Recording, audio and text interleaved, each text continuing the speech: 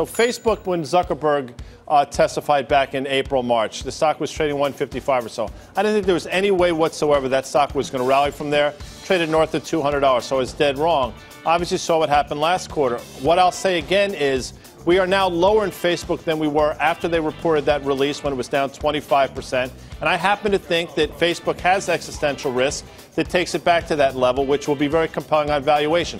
I think Twitter, out of all of them, might be one of the most compelling stories at this price, given that I think they still are one of the unique properties out there. And what I find fascinating is Google, who wasn't there, stock was only down 1%. So if I had to line them up in order, I would buy Twitter first, Google second, Facebook third. I don't own Twitter. I think it's the most expensive. I have Google, my biggest position, then Facebook. Here's the pushback on maybe why you would want to buy it.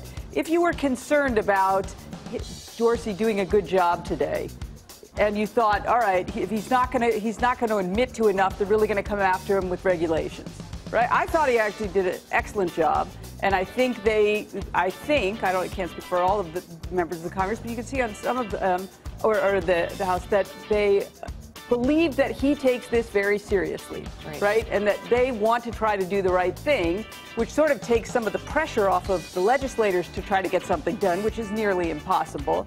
So I think for that reason, I think he did a good job, and that would be my bullish case for Twitter. I think it's a higher risk right now, in my opinion, to Twitter. And the reason I say that is right now we've got the fake accounts to deal with and the idea that they're going to start spending. And he said it doesn't matter in the short term. Well, isn't that sort of similar to what we heard from Facebook after we actually got through the earnings call? And then suddenly they talked about how much money they were going to be spending, far more than anybody ever expected. And that's really what sold off Facebook once again to give it that next push to the downside. So I look at Facebook, I see all the different verticals that they've got, and I think they've already taken the pain. I think that's also why Facebook was down far less percentage-wise today than Twitter.